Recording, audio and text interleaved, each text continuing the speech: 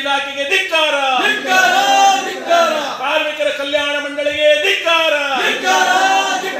ಕಾರ್ಮಿಕ ವಿರೋಧಿ ಕಲ್ಯಾಣ ಮಂಡಳಿಗೆ ಧಿಕ್ಕಾರ, ಅನವಶ್ಯಕ ವೆಚ್ಚ ಮಾಡುತ್ತಿರುವ ಕಲ್ಯಾಣ ಮಂಡಳಿಗೆ ಧಿಕ್ಕಾರ. ಶೈಕ್ಷಣಿಕ ಸೌಲಭ್ಯ ಬೇಕೇ ಬೇಕು, ಶೈಕ್ಷಣಿಕ ಸೌಲಭ್ಯ ಬೇಕೇ ಬೇಕು, ಹೆರಿಗೆ ಭತ್ಯೆ ಸಿಗಲೇಬೇಕು, 3 ವರ್ಷದಿಂದ ನಿಲ್ಲಿಸಿರುವ ಹೆರಿಗೆ ಭತ್ಯೆ ಸಿಗಲೇಬೇಕು, ಮದುವೆ ಧನ ಸಹಾಯ ಕೂಡಲೇ ಬಿಡುಗಡೆ ಮಾಡಿ, ಮದುವೆ ಧನ ಸಹಾಯ ಕೂಡಲೇ ಬಿಡುಗಡೆ ಮಾಡಿ, ಮಕ್ಕಳಿಗೆ ಶೈಕ್ಷಣಿಕ ಧನ ಸಹಾಯ ಬಿಡುಗಡೆ ಮಾಡಿ.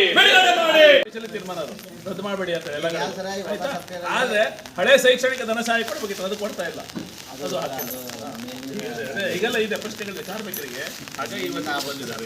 ನೀವು ದಯವಿಟ್ಟು ನೀವು ಬಗೆಹರಿಸಿ. ನಮ್ಮ ತಾಲೂಕಾ ವ್ಯಾಪ್ತಿಯಲ್ಲಿ ಏನು ಬರ್ತಾವೆ ಕೂಡ ನವೀಕರಣ ಇರ್ಬೋದು, ಆಮೇಲೆ ರಿಜಿಸ್ಟ್ರೇಷನ್ ಇರ್ಬೋದು, ಆಮೇಲೆ ಕ್ಲೇಮ್ಸ್ ಇರ್ಬೋದು. ನಾವು ಯಾವುದು ಪೆಂಡಿಂಗ್ ಇರೋಂಗಿಲ್ಲ. ಬೇಡ ಅಂತ ಸಕಾಲ ಟೈಮಲ್ಲಿ ನಾವು ಅದನ್ನು ಕಳಿಸ್ಬಿಡ್ತೇವೆ.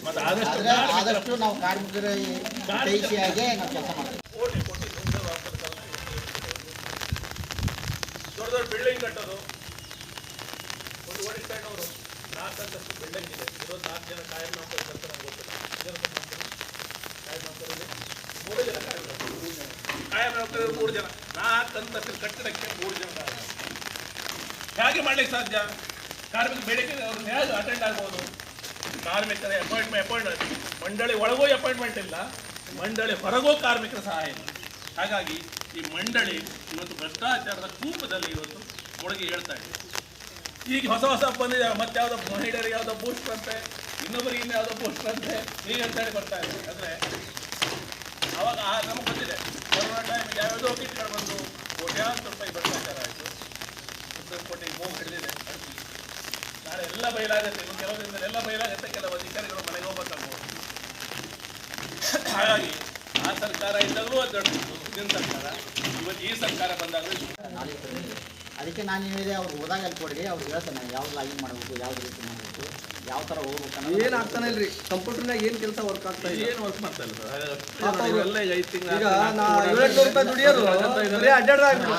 ಲಾಸ್ಟ್ ಟೈಮ್ ಬಂದ್ರಿ ಅವ್ರು 8 ಜನ ನಮ್ಮ ಕಾಮಗಾರಿಯಲ್ಲಿ ಇದ್ದಾರೆ ಸರ್. ಅಂದ್ರೆ ಅದಕ್ಕೆ ಮಾಹಿತಿ ಕೊಡ್ತಿದ್ದೀವಿ ನಾವು ಯಾವ ಥರ ಇದು ಮಾಡ್ತಾರೆ. ಫೋನ್ ನಂಬರ್ ಹಾಕಿ ಡಿಕ್ಲೇರೇಷನ್ ಒಳಗೆ ಏನು ಮಾಹಿತಿ ಕೇಳಿದಾರೆ, ಮಾಡಿಕ್ರೇಷನ್ ಕೇಳಿದಾರೆ, ಮಿಸ್ಲೇಷನ್ ಕೇಳಿದಾರೆ, ಆ ಪ್ರಕಾರ 90 ಜನ ಎಲ್ಲಿ ಮಾಡ್ತಾರೆ. 1 ದಿನ 90 ಜನ ಮಾಡೋಕ್ಕಾಗಿಲ್ಲ, 20 ಜನ ಒಂದು ಮಾಡ್ಯಾರ, ಇನ್ನೊಂದು ಬಿಲ್ಡಿಂಗ್ 20 ಜನ ಮಾಡ್ಯಾರ. ಯಾಕಂದ್ರೆ ರೂಲ್ಸ್ ಹಂಗೆ ಮಾಡಿಟ್ಟಿದ್ದಾರೆ. ಈಗ ನಾವು ಏನು ಮಾಡಕ್ಕೆ ಬರಲ್ಲ. ನಾವು 9 ಜನ ಮಾಡಿಲ್ಲ ಅಂದ್ರೆ ಹಂಗೆ 20 ಜನ ಅಲ್ಲಿ ಮಾಡ್ತಾರಪ್ಪ, ಹಂಗೆ ಅವ್ನು ಮಾಡಿದ್ದೀನಿ ಎಷ್ಟು ತೊಗೊಂಬ ಅಂತ ನಾವು ಸಾಮಾನ್ಯವಾಗಿ ಹೇಳ್ಬೇಕು. ನೀವು ಹೇಳ್ಬೇಕು ಮತ್ತು 20 ಜನ ಅಲ್ಲಿ ಮಾಡ್ಯಾರ ಅಂದ್ರೆ ಅವನು ತೊಗೋಬೋದು. ಸೊ ಅದನ್ನು ತೊಗೊಂಡು ಆನ್ಲೈನ್ ಹಾಕ್ಬೇಕಾಗುತ್ತೆ.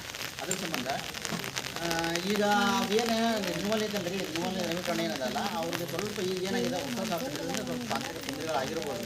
ಬಟ್ ಆದರೆ ರಿನ್ಯೂವಲ್ ಆಗ್ತದವೆ, ರಿಜಿಸ್ಟ್ರೇಷನ್ ಆಗ್ತದೆ, ತೊಂದರೆ ಇದೆ. ಈಗ ನಮ್ಗೆ ಇಲ್ಲೇ ಮಾಡ್ಕೊಡ್ತಿರೋ ಅಥವಾ ಅಲ್ಲೇ ಇದರಲ್ಲಿ? ಈಗ ನಾನು ಭೀಮಣ್ಣ ಮೊನ್ನೆ ಇಟ್ಟಿಲ್ಲ, ದುಡ್ಕೊಂಡು ತಿನ್ನೋರು ದಿಸ್ತಾನು ದುಡ್ಕೊಂಡು ತಿನ್ನೋರು ಇವತ್ತು ಹೆಣ್ಮಕ್ಳು ಬಂದಿದ್ದಾರೆ ಇಲ್ಲಿ. ಗಂಡು ಮಕ್ಕಳನ್ನ ಕೆಲಸಕ್ಕೆ ಕಳಿಸಿ ಹೆಣ್ಮಕ್ಳು ಬಂದಿದ್ದಾರೆ ಇಲ್ಲಿ ಹೋರಾಟಕ್ಕೆ. ಇವತ್ತು ದುಡಿದಾಗಿದ್ದರೆ ನಡೆಯಂಗಿಲ್ಲ. ಗಂಡು ಮಕ್ಕಳಿಗೆ ಒಬ್ರು ಹೋದ್ರೆ ಒಬ್ರು ಬರಬೇಕು. ಗಂಡು ಮಕ್ಳು ಬಂದರೆ ಹೆಣ್ಮಕ್ಳು ದುಡ್ಯಾಕೆ ಹೋಗ್ಬೇಕು, ಹೆಣ್ಮಕ್ಳು ಬಂದರೆ ಗಂಡು ಮಕ್ಳು ದುಡ್ಯಾಕೆ ಹೋಗ್ಬೇಕು. ಅಂಥ ಪರಿಸ್ಥಿತಿ ನಮಗೆ ಬಡತನ, ಬಡವ್ರದ್ದು, ಕಾರ್ಮಿಕರದು. ಇಂಥದ್ರೊಳಗೆ ನೀವು ಇಲ್ಲಿಂದ ಅಲ್ಲಿಗೆ ಹೋಗ್ರಿ, ಅಲ್ಲಿಂದ ಇಲ್ಲಿಗೆ ಬರ್ರಿ ಅಂತೇಳಿ ಹಾರ್ಸಕ್ಕೆ ನಾವೇನು ರೆಕ್ಕಿದ್ದವ್ರಲ್ಲ. ಬಚ್ಚಾದ ಹಾಕ್ಕೊಂಡು ಬರೋಕ್ಕೆ, ಕೂಲಿ ಬಿಟ್ಟು ಬರೋಕ್ಕೆ ಇದು ಸಮಸ್ಯೆ ಭಾಳ.